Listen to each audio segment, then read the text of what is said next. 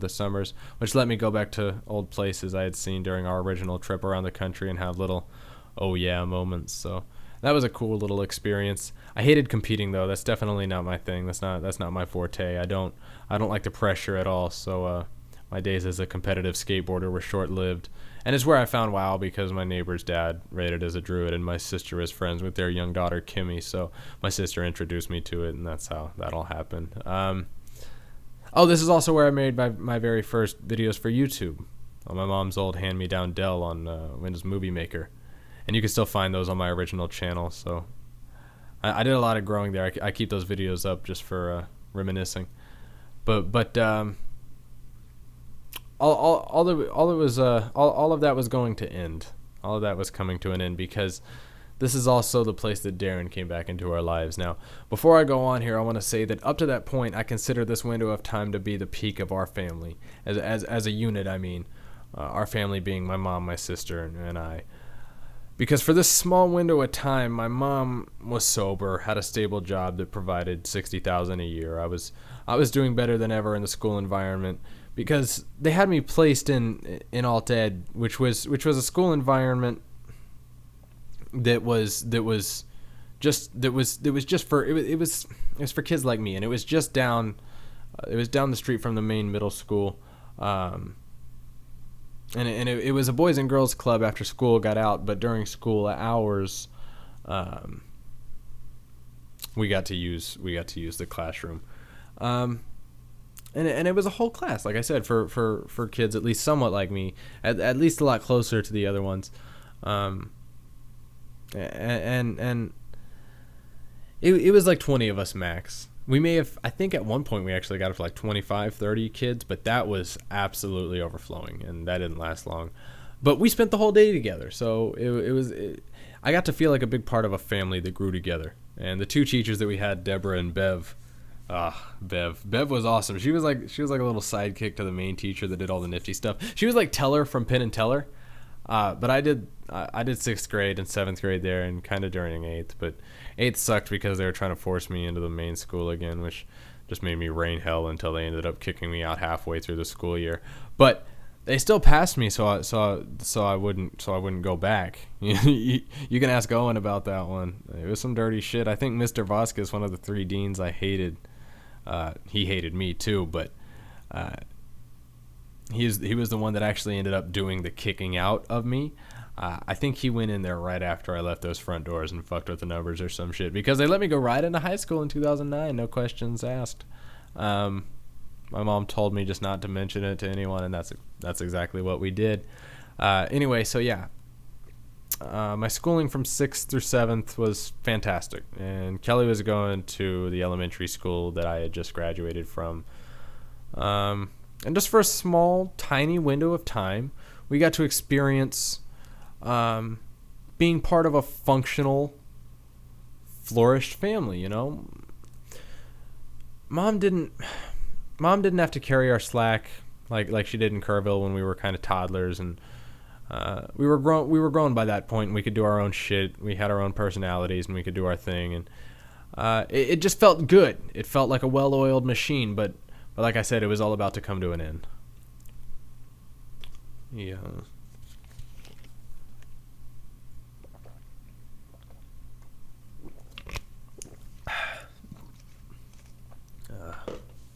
All right. Darren. Out of fucking nowhere. Don't ask me how it was arranged. Showed up at our doorstep one day. Okay. Now this is the era. This is the end of 2007. I already didn't like him because of the bullshit from my younger years. He was just a very aggressive, mean, and loud person trying to take the place of my dad, which, you know, I'd still missed very much. I still do. That was my very first impression of him, you know. He just did typical shitty parenting things. You know, back in Kerrville when we first met. So, I don't really want to talk about it, you know. It would be one thing if it'd be one thing if I was his kid, but I wasn't his kid. So it just scared the fuck out of me when he would hit us, me and Kelly, well, really just me, because Kelly was obviously too young, but with like belts and shit. Like, I'm fucking 7 years old and this man was drunkenly hitting me with objects on a nightly basis. And he had my mom too drugged up all the time for her to be able to do anything about it. I remember in 2011, I finally worked up the nerve to confront my mother about all the abuse that she let her kids specifically take.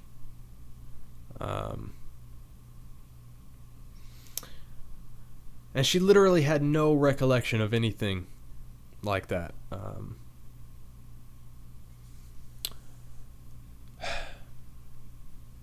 I mean, the belts and shit were one thing. That's one thing. But that sucks. But he wasn't like sick. He was just a super aggressive parent during that time. It wasn't until this time, round 2, that he stepped it up. So like I said, it's 2007. I'm 13 now, and he comes back into our lives. Of course, my mom, my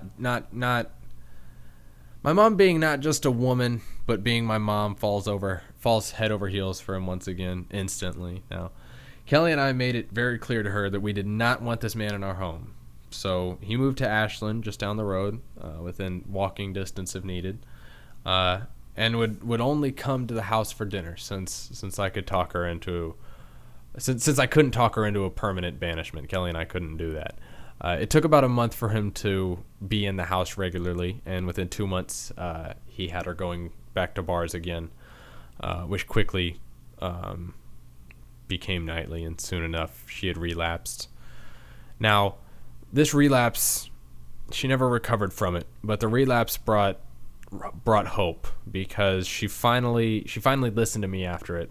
She stopped listening to what we, specifically I, would say about Darren, because she had it in her head that we were just trying to attack him and take away her happiness. You have to understand that my mother, while she could be extremely articulate and present this bulletproof sense of competence, she was a snappy little girl at heart. She was just a little snot-nosed little girl at heart sometimes. It allowed her to be able to, like I said, victimize herself in almost any situation. So if I'm sitting there laying out reasons why this guy who's providing intimacy and affection, which she hadn't had in 6-7 years, if I'm presenting reasons why he sucks, she's just gonna plug her ears and call me mean for trying to hurt them and shit. But when she relapsed, she got herself into a bad position. But it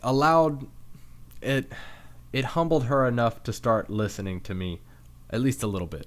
And that allowed me to eventually have a serious heart-to-heart with her, and I think Kelly was there too. Whereafter, she went into a fuck you mode and brought him a ticket for a train, and bought him a ticket for a train ride down here to Texas for like the next night, So Kelly and I had our little celebration, and Mom went to bed and all that. And the night before he was supposed to leave, like a day or two later, he knocks on the door at like 10 p.m. As he told me, he was knocking on the door to say goodbye. I asked him, "Why are you here?" And that's what he said. So I let him in to do so. I'm sorry. It's just hard for me to talk about. So like I said, I let him in. And I go back to bed, assuming I'm about to hear the door open and shut any minute. But I actually fell asleep waiting for it. I wake up the next morning to find them lying in the bed naked. And I don't know what he had gotten. I don't know what he had gotten into her head that night. But for the next several years, it was whatever Darren wanted, and that was that. He began living with us, and thus he started looking at me as his son again, no matter how hard I tried to make it not be the case.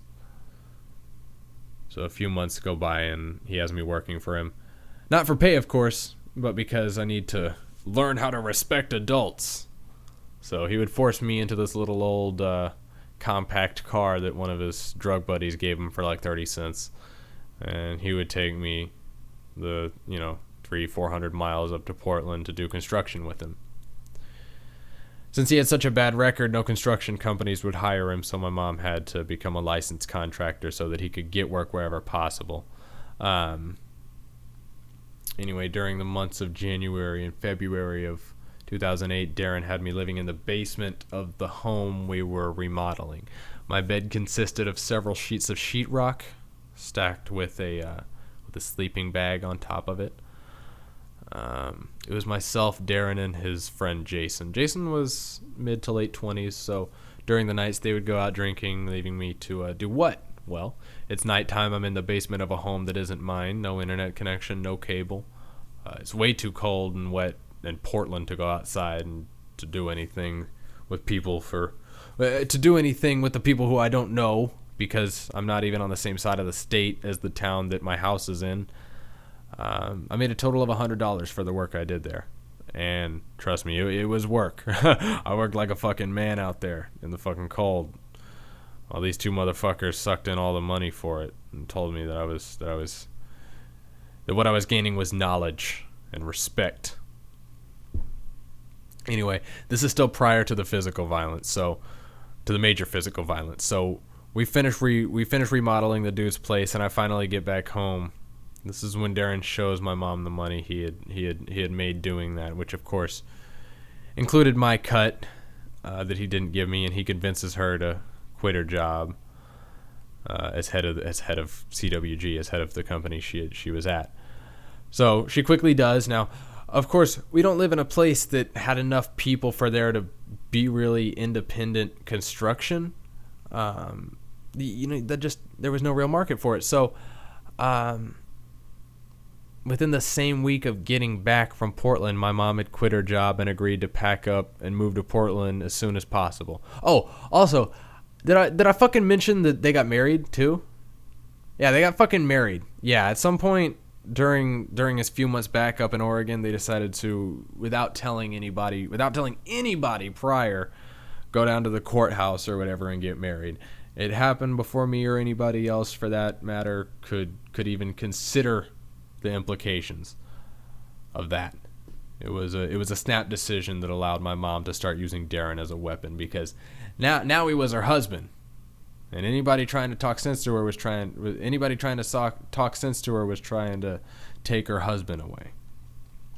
So June 8th, 2008, I called Carly over, and we spent one last night together, which was a beautiful but at the same time extremely painful thing. For her sake, I won't go into the details of that night, but know that it was grand. I know the date because it was the same day that I uploaded the Magtheridon video. So by noon the next day, I found myself in a hotel somewhere in Portland, and I'd found out that Carly was back with her boyfriend or whatever at the time, and that was hurting. Since the people who lived in the home we were moving into needed another week or so to get out, we stayed in the hotel for a while. But that week turned into 8 more weeks. Obviously, we couldn't afford that long of a hotel stay. So instead, one of Darren's painter friends, Jeff, let us stay at his place while his wife and kids were out of town. And they were going to be gone for a couple of months, so it was supposed to be fine. But during our short stay at Jeff's place, we saw Darren's first fit. These fits, what I mean by fits, were when he would be mad about something or whatever, so he'd just get up and leave in the middle of the night. Only.